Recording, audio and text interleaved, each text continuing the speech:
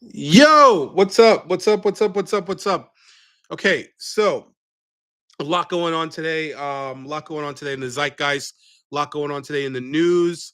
But I want to say this: it was revealed recently that Donald Trump's administration, specifically the DOJ, is putting together or compiling a list of people to essentially come after, right? Anyone that is considered anti American, anyone that's considered anti Trump, they consider Trump to be the standard for American, right? To be an American. Anything that's outside of that is anti Trump. Anything outside of that is anti American. So when people say anti American, in this day and age, under this administration, what they really mean is anti the president, because the president obviously wants to be a dictator, right? So the DOJ is compiling a list of people that they consider subversives or people that are anti the administration. And God only knows what they're going to do with that. Now, this was revealed by Ken Klippenstein. I'm going to play the video and I'm going to show the page where Ken Klippenstein is. And let's get this show on the road. Let's see here. So,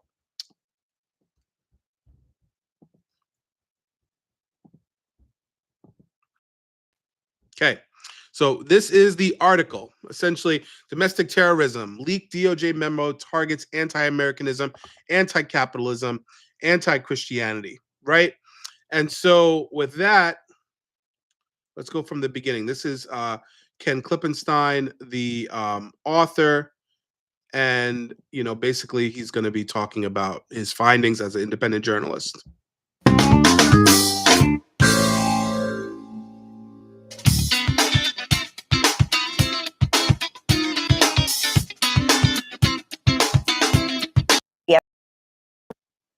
Latina to Amy Goodman.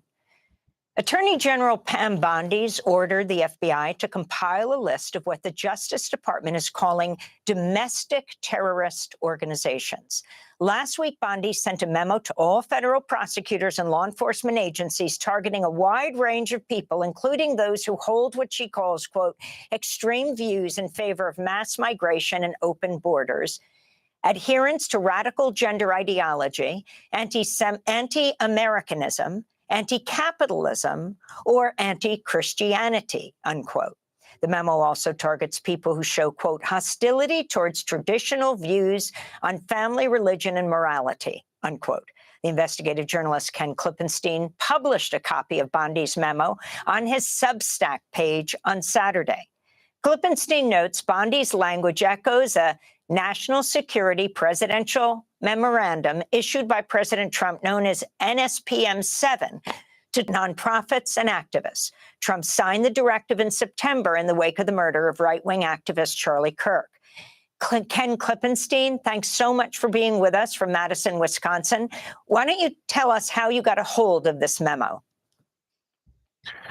Well, it was provided to me by someone. I can't really say much more than had access to it. And what it was an implementation order for that NSPM 7 directive from President Trump, which essentially targets anyone who isn't MAGA. At first, I looked at it and thought, oh, this is targeting the left. But then you see these so-called indicators of terrorism, things like anti-Christian sentiment, anti-American sentiment. And I realized that's not just the left. That's anyone who isn't a Trump supporter.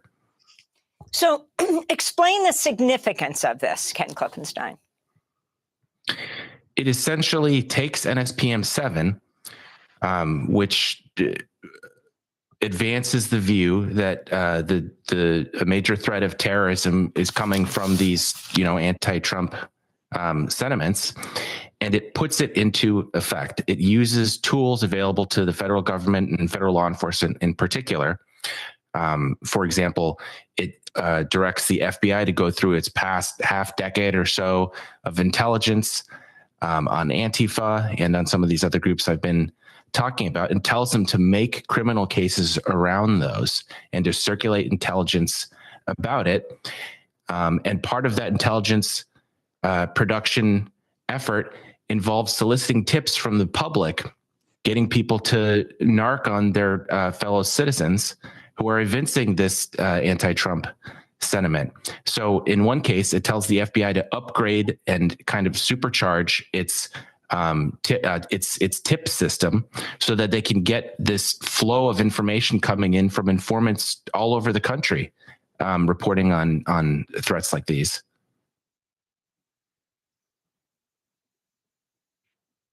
You believe? I'm sorry, could you repeat that again? It cut out for just a second. Who is the architect of this memo, do you believe, of the NSPM 7?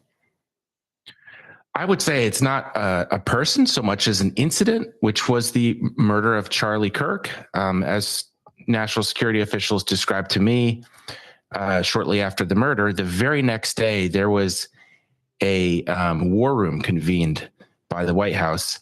And I think kind of unofficially taking point on this was President Trump's Homeland Security advisor, Stephen Miller.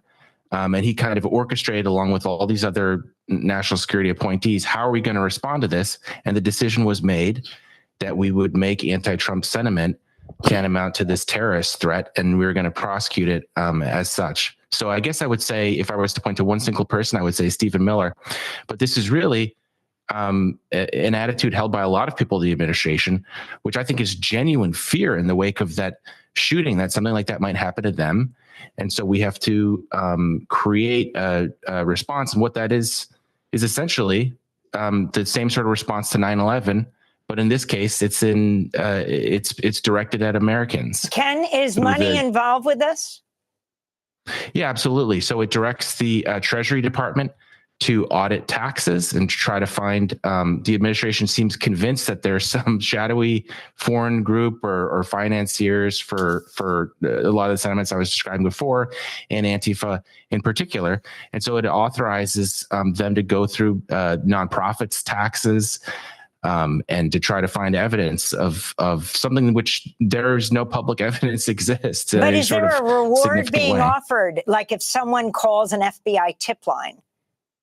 Yeah, absolutely. So that's another thing that this implementation order directs. It provides for a funding system to reward people that provide these tips that I was described before. It's basically a bounty system for anti-Trump thought and reporting on it.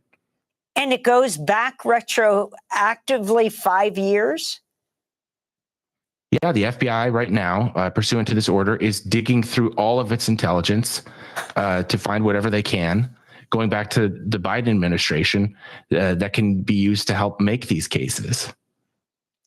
So the memo targets organizations, not only formal NGOs, but also book clubs, community, mutual networks, mutual aid networks, online forums.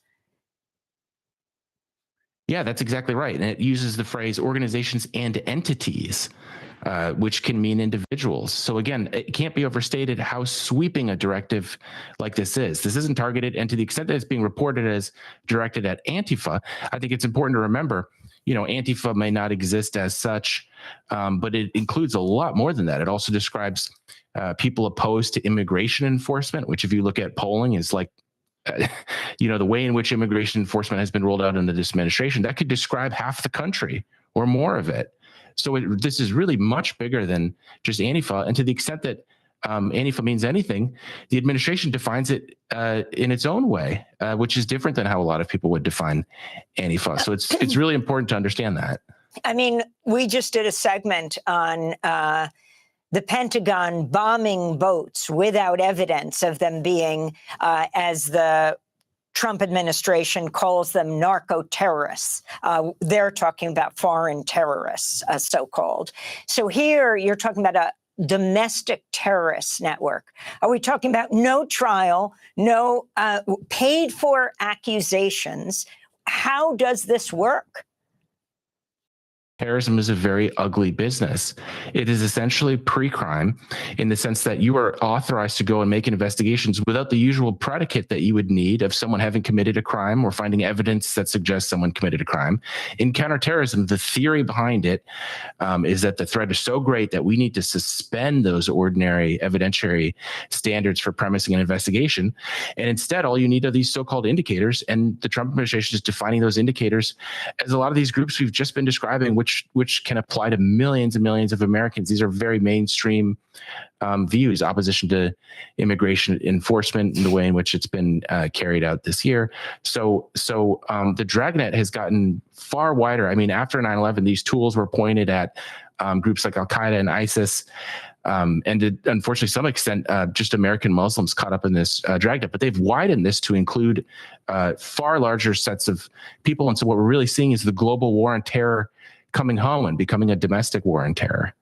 Ken Klippenstein, I want to thank you for being with us, investigative reporter. We'll link to your latest piece, FBI Making List of American Extremists, Leak Memo Reveals. Next up, we speak with former EPA official Judy.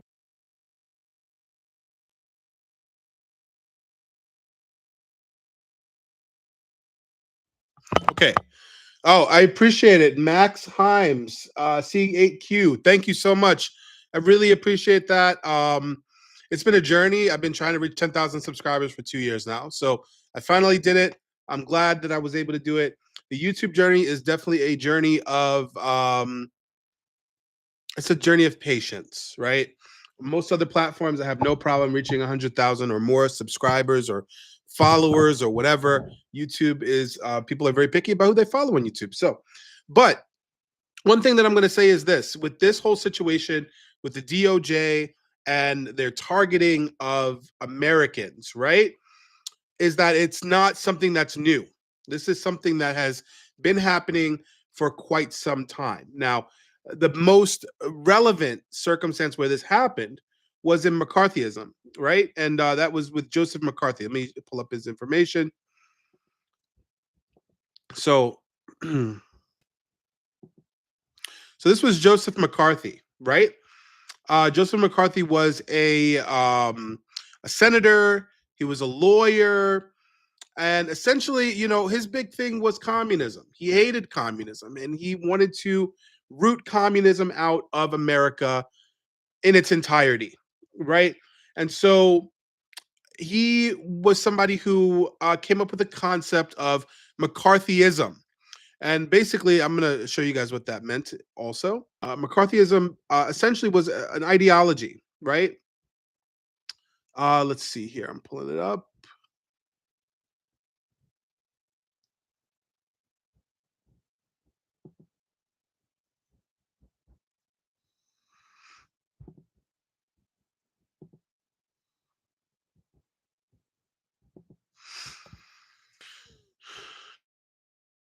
Joseph oh, that's the same screen. Interesting. Let's see. What are we doing here? This is looking very unprofessional right now. There we go. McCarthyism, right? Page for it. It's a lot better. It's a lot easier to explain with the information right there for you guys. So basically, it's a political practice defined by political repression and persecution of left-wing individuals, and a campaign of spreading fear of communist and Soviet influence institutions. Now, one of the big things you see during the civil rights era, right? If you look at the civil rights era, one of the big things you see is that there's this constant conversation about who is funding Martin Luther King, right? Who is giving him this money? Who, you know, how is he able to travel? How is he able to have all these successful boycotts? To do X, Y, and Z, and to take people places and go places. How is he able to do this when he's a pastor from Atlanta, right? And you see this consistently come up where people are consistently questioned. And so the United States government goes, he has to be funded by someone. And that's very similar to what Donald Trump is doing right now, right? These left-wing groups are out there. They're able to organize. They're able to get things done. They're able to influence their congressmen. They're able to influence their senators to vote against me, right? And you'll see this thing consistently. And remember, Trump is from the McCarthy era, right? He's a child of the 50s. He's a 50s guy. So he knows the McCarthyism. He knows the McCarthyism. So basically what Joseph McCarthy did is that he put together these panels, and essentially he put people before these panels, and he was like, you know, asking them questions about who was funding them, who was helping them, right? Under the guise that there would be some nefarious shadow character, the Soviet Union, that was funding these people. And a lot of the people that were targeted under McCarthyism were history teachers in public schools. They were musicians, authors, poets, right? Some of the most famous people that were targeted under McCarthyism. We're gonna expound a little bit on McCarthyism as well. Let's look at the origins, right? The origins of McCarthyism is Harry Truman's Executive Order 9835, and required that all federal civil service employees be screened for loyalty. That's another thing you see with the Trump administration, right? When he came into office, what did he say? I'm going to hire the most loyal. I'm going to hire the people that love Trump. So we are seeing, when we look at the Trump administration, nothing is happening in a vacuum, right? Things are happening because they've happened before. Trump doesn't, he's unoriginal. He gets a little bit of stuff from Ronald Reagan. He gets a little bit of stuff from Harry Truman. He gets a little bit of stuff from Woodrow Wilson, Calvin Coolidge. Boom, boom, boom, boom, boom, and then he mixes it all together, right? And so with this loyalty test, if you look online for a government job, they do the same loyalty test for the government. They do similar loyalty tests now under his administration. So Harry Truman, he wanted everyone screened for loyalty. The order said that basically determining whether or not, or if they had affiliation with any subversive groups, or even if they were sympathetic towards subversive groups like communism, socialism, anything that wasn't pure, unabridged American capitalism. If you were someone that is subversive, or if you were someone that was considered subversive or even sympathetic to those groups, you're not going to be able to have a government job. Does that sound familiar? 300,000 black women that more than likely didn't vote for Trump out of federal jobs, out of jobs in general, right? Organizations and people that dealt with other countries, USAID, gone, right? And so with McCarthyism, it started before McCarthy was senator, right? But he was the one that took it and made it what it was. And so when we look at McCarthyism, another thing we really need to look at, and I'm skimming these notes here, skimming the Wikipedia page on McCarthyism. Excuse me. You have to look at the start, right? And so McCarthy's involvement in these issues began publicly with a speech made on Lincoln Day on February 9, 1950, to the Republican Women's Club of Wheeling, West Virginia. He brandished a piece of paper where he claimed contained the list of known communists working for the State Department. Again, we have Trump. He's coming up with these lists. He's using the DOJ. And then once that list is compiled, I can guarantee you he's going to go to one of these states that supports him, and then he's going to read off that list of the people, right? He brandished a piece of paper which he claimed contained a list of known communists working for the State Department. McCarthy is usually quoted as saying, I have here in my hand a list of 205 names that were made to the Secretary of State as being members of the Communist Party and who nevertheless are still working and shaping policy in the State Department. And if you guys could like the video as well, or like this live, I'd appreciate it as well. I didn't know you could do that, but I see there was something here that somebody liked the live. Anyway, I'm just on here to teach, man. I really enjoy this. Anyway, the first recorded term of McCarthyism was in the Christian Science Monitor on March 20th, 1950. The paper became one of the earliest and most consistent critics of the senator. So, it really is one of these things where, man, I completely lost my train of thought. But let's look at the people that McCarthy went after, right? Let's look at people that were, like, for example, McCarthyism went after a lot of black people, right? And as somebody who considers himself a studier of history, You know, this is just something that I care about. I care a lot about, right? So black people were targeted extensively under McCarthyism, right? And I think it's worth noting, uh, basically civil rights, like I was saying before, with Martin Luther King, Malcolm X, civil rights leaders in general throughout the South. The government is trying to figure out who's supporting them. Not only who's supporting them, who's funding them, where they're getting this money from, right? And the Black Panthers, all this stuff, right? So if we look, linking civil rights to communism, anti-communist rhetoric was a weapon used by segregationist politicians to discredit civil rights activism, like I was saying before. Advocating for racial equality was often framed as a communist plot to undermine the United States, right? As if me wanting equal schools, me wanting equal anything is a communist plot to undermine the United States. You had black people getting lynched in the South. You had black people not able to go to the good schools. You had black people not able to do basic things. You're a tax-paying citizen, tax-paying American citizen. As a black person, because of the color of your skin, you're not able to do things. And when you fight for your civil rights, the United States comes along and says, wait a minute, you must be a communist. And this is a plot to undermine this country. Essentially saying, you're too dumb to know that you deserve the same rights as everyone else. So you must be getting influence from someone thousands of miles away in a country we don't like in order to do this. Right? And I think that the United States plays this game now when, like, for example, when Trump is putting together this list, Americans see what's going on. And a lot of Americans don't like what they see. So a lot of Americans are expressing their rights to go out to protest the president. And what does the United States do? What does this administration do? These people are trying to undermine the United States. They must be getting funding somewhere else. They must be getting help from somewhere else. Isn't that wild? This is how history repeats itself, right?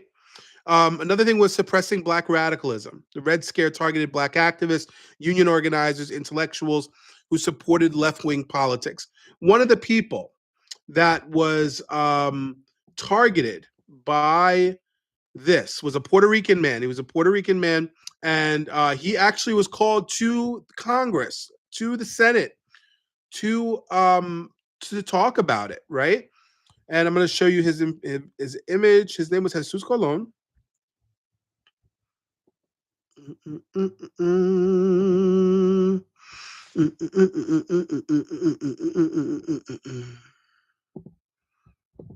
His name was Jesus. Puerto Rican man, came from Puerto Rico. He came on a boat. He's the father of the New York Puerto Rican movement. Okay. So when you see somebody saying, oh, I'm a New Yorker, this, that, and the third, it was a black man from Puerto Rico that was the father of the New Yorker movement, right? And he was a trade unionist, which means he believed in unions. He was also a communist. He was a card-carrying communist. He did not hold back about his communist ties. He believed heavily in the Communist Party. And that's one thing you notice about Puerto Rican history. I'm going through a book with my book club on the history of Puerto Rico. And as soon as the United States took over Puerto Rico, up until like in the 1920s, about 20 years in, Puerto Ricans started to lean heavy into communism. They thought that having the means of production and the United States not being a colonial power on the island was really one of the most beneficial things for the island, right? And so one thing that you see here is Jesus Colon. This is his wife, actually. So that's his wife. Her name was Concepcion Fernandez Colon. Concha. That's what they called her. Concha is like a seashell. Okay, so let's look at his involvement in McCarthyism, right? So he was an author. He was a poet. He was a trade unionist, essentially, and he was a civil rights activist, right? For working people, for hardworking people. And let's see, where are we? Let's see, McCarthy is okay. So yeah, in the 1950s, during the McCarthy period, Cologne was called to testify in front of the House Un-American Activities Committee, right? So he outraged the committee when he stated, "I will not cooperate with this committee and its aim to destroy the Bill of Rights and other constitutional rights of the people." I believe he refused to answer questions, right? He incriminated himself, and that pissed people off because here you have this guy. He's a not only is he a black man, right? He's also Puerto Rican. Um, so they don't the fact that he's a black man already knocks him down. But then on in their mind, and then on top of that, the fact that he is a Puerto Rican brings him a step down again. So you have this black man with this accent, and he doesn't want to answer a question. He knows his rights. He knows what he's talking about. He's a communist, a card carrying communist, and he's a unionist, and he's like completely eviscerating us. And we called him here on the House Un-American Activities Committee, right? And so let's look and see what the House Un-American Activities Committee was, right? Let's read about it. So the House Committee on Un-American Activities, popularly known as the House Un-American Activities Committee, was an investigative committee of the United States House of Representatives created in 1938. Their goal was to investigate alleged disloyalty and subversive activities on the part of private citizens, public employees, and those organizations suspected of having communist ties. It became a standing permanent committee in 1946. Then, from 1969 and onward, it was known as the House Committee on Internal Security, still around today, I believe. When the House abolished the committee in 1975, its functions were transferred to the House Judiciary Committee. So I stand corrected. It's actually not around as its own committee, right? But except the responsibilities are at the House Judiciary Committee. So it's been incorporated into the House Judiciary Committee. The committee's anti-communist investigations are often associated with McCarthyism, although Joseph McCarthy itself had no direct involvement with the House Committee. McCarthy was the chairman of the Government Operations Committee and the permanent subcommittee on investigations of the U.S. Senate, not the House. Right. Another thing is Joseph McCarthy was super young. If you look at the photos of him, that's a man in he looks old as shit. He looks like he's 60, 70 years old, right? But that is a man in his late 30s, early 40s. He died at 49 years old. I think he was 48 or 49. Very young, died very young. He lived a very short life. Okay. So during the mid 20th century, let's look at see who. I don't want to know the history of the House Un-American Activities Committee. That's just not for me. I don't want to know the history of that. But one thing I do want to talk about is the people that were called, right? In 1947, the committee held 9 days of hearings into alleged communist propaganda and influence in the Hollywood motion picture industry. That's another thing we hear from this administration, right? We hear a lot from this administration about how left Hollywood is, how progressive Hollywood is, how Hollywood, is warping the minds of children. So let's read a little bit more. After conviction of the contempt of Congress charges for refusal to answer some questions posed by committee members, the Hollywood 10 were blacklisted. Now, who were the Hollywood 10? We're going to go back to this, but let's see who the Hollywood 10 were, right? So the Hollywood 10 in the mid 20th century, the Hollywood 10 was the mid 20th century banning of suspected communists from working in the United States entertainment industry. So when we see that Trump is coming up with these lists, right? And this is how I want to intertwine history into this. When we see how Trump is coming up with these lists and he's going after everyday Americans, remember, there is no job, because they've done it before. There is no job that you're exempt from when the government comes for you. There's no job that you're exempt from losing. They were able to take movie stars, right? They were able to take movie stars and make it so they were blacklisted in the industry that they helped develop. Now, remember, this is in the 1950s, right? This is in relatively the early, we're about 40 years into movies, right? 30 years into movies with sound. And they're able to do this. These are people that are making Hollywood. But let's see who these people were, right? Let's see. Who were they? Okay. So we have Alva Bessie, Herbert Bieberman, Lester Cole, Edward Dimtrick, Ring Laudner, John Howard, Albert Malls, Sam Ornitz, Adrian Scott, and Dalton Trumbo, right? So, and let's take a look at the picture of them. Let's see. So these were, okay. So these were the Hollywood 10.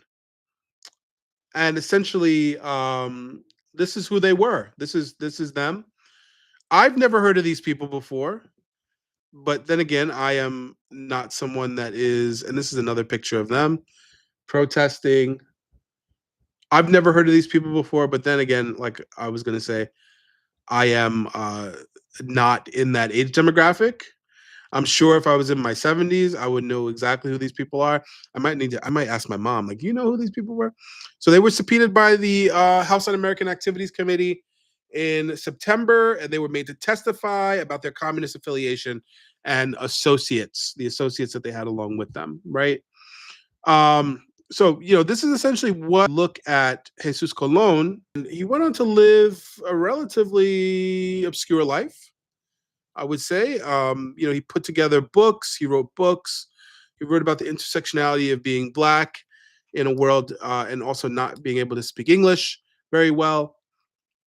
And then, of course, his work is still in circulation. You can still buy his book.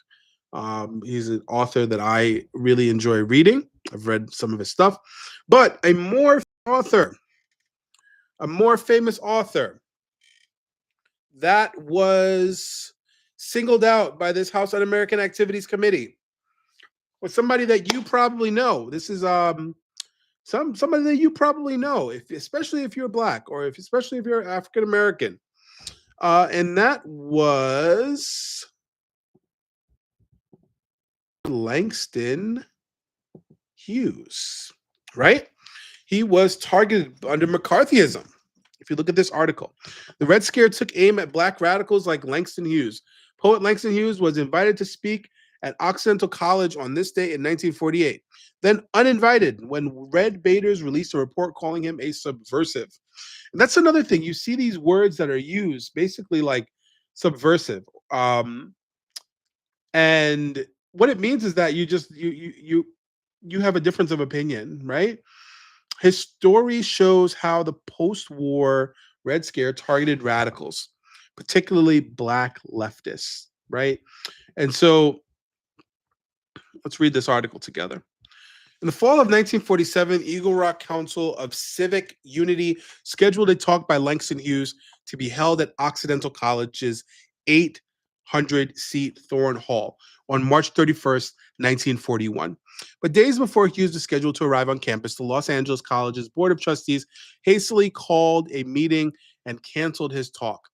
Hughes was one of the Americans' most well-known Black writers, with many volumes of poetry, short stories, magazine articles, radio scripts, a Broadway play, a Broadway musical, a Hollywood screenplay, song lyrics, and a popular newspaper column under his belt. But this was the dawn of McCarthyism. And when the trustees looked at Hughes, all they saw was red. The incident illustrates how the insidious post-World War II Red Scare worked. In a period of escalating tensions between the United States and the Soviet Union, conservative politicians, newspapers, and others sought to frighten people into thinking the communists were brainwashing Americans and subverting our democracy by infiltrating key institutions. Chief labor unions, Hollywood, and television. We saw that with the Hollywood 10, and then of course we saw that in this situation with the colleges, and then of course we saw that with Jesus Colon. He was a trade unionist, he was a labor unionist, and also card-carrying communist. and television university and the media. They orchestrated investigations and hearings to identify so-called left-wing agitators. I've heard that word before. This administration uses that word a lot, left-wing agitators. See, they are borrowing from things that have happened before. If those identified refuse to comply, that is, to say that they were communists and to inform on their radical friends, they would likely lose their livelihood. Hollywood producers, TV and radio stations, record company, colleges, local board of education, book publishers, and concert halls fired or refused to hire those whose names appeared on the notorious list of so-called subversives. And that is the end goal. With this administration, what they're planning on doing is they're putting together a list of people.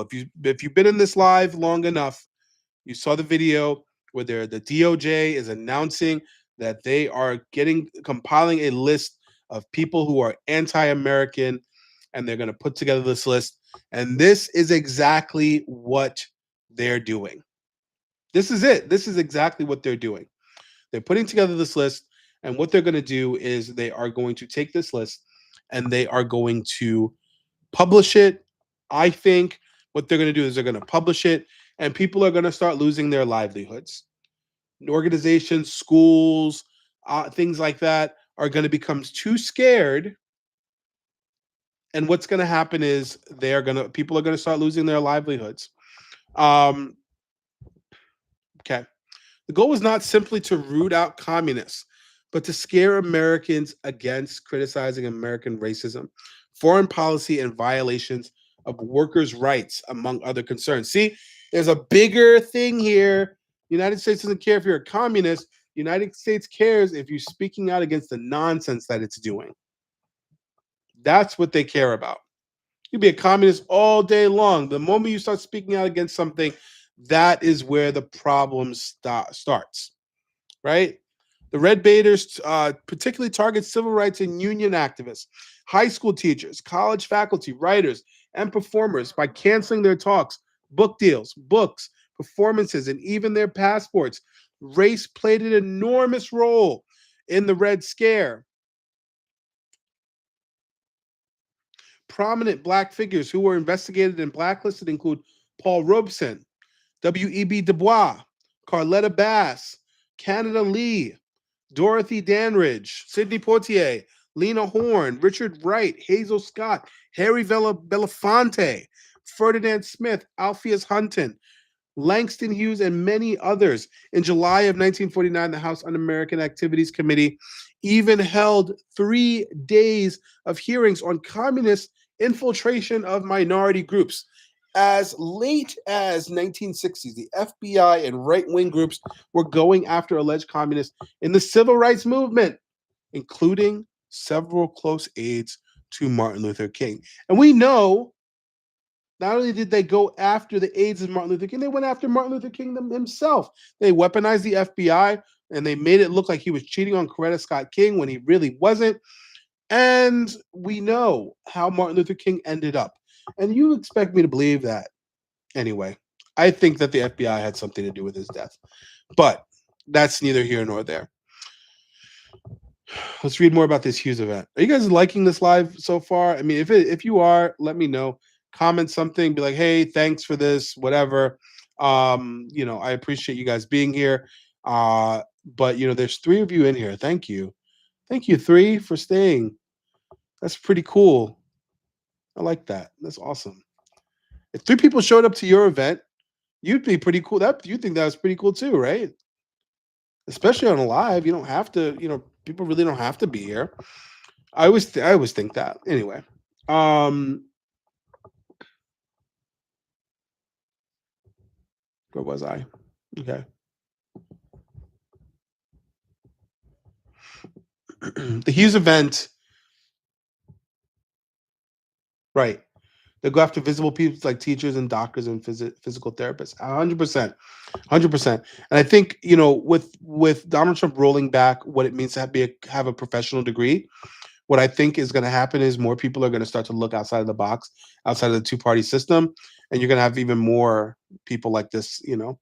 The Hughes event in 1948, put on by Eagle Rock Council, was intended to be a fundraiser to help pay for the college costs for local black female high schooler who wanted to attend Occidental, nicknamed Oxy, which had just admitted its first black student that year.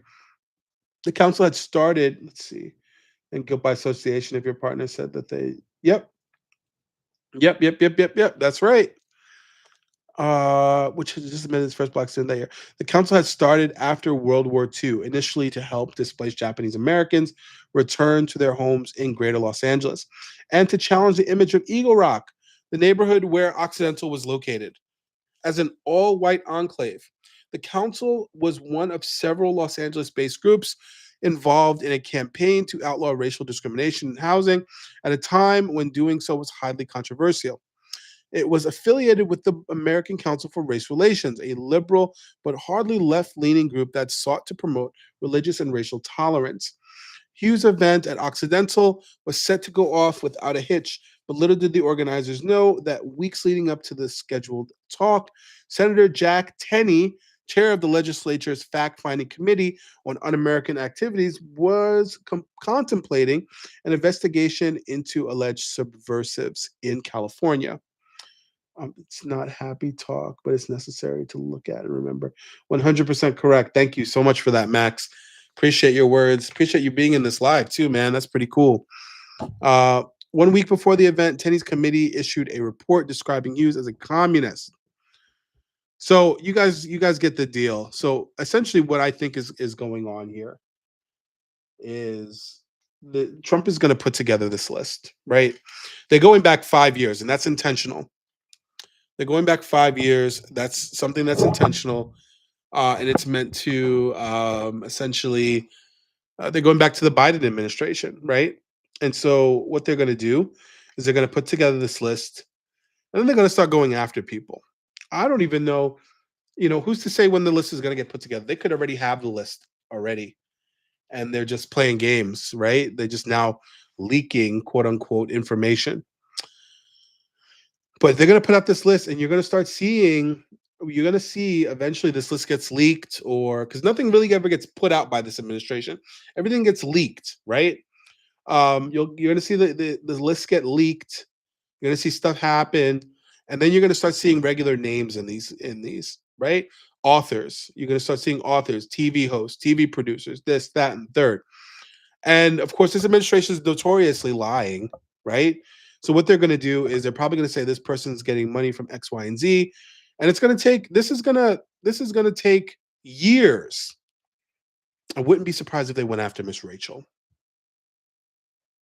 I really wouldn't be surprised if they went after Miss Rachel.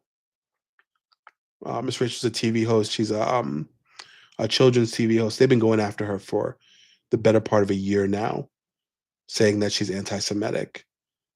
And yeah, no.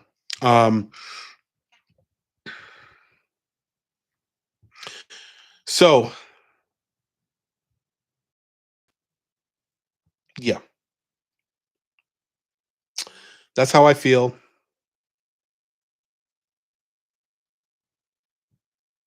And that's what I think is going to happen. You're going to see, and I feel like they're going to start. If somebody's on social media and they have a large platform, they're going to get demonetized, right? Not only that, if somebody's selling merch and it's anti-Trump merch, they're going to go after the payment platforms. You saw that right after Luigi Mangione ended the life of the so the CEO's names on them. He was selling I can't remember, like playing cards with the CEO's names on them.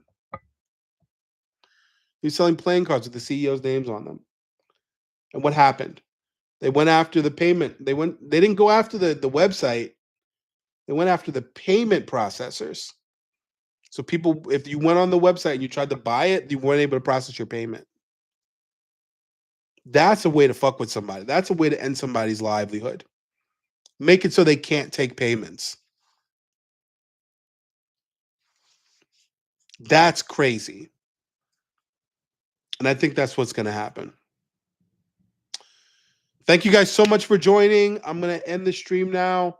This was fun. I think I might do this again. I think I might do this tomorrow. I have to find a topic and see what people are into, and then we'll go from there. Thank you guys so much. I really appreciate it. Love you guys so much. Take care.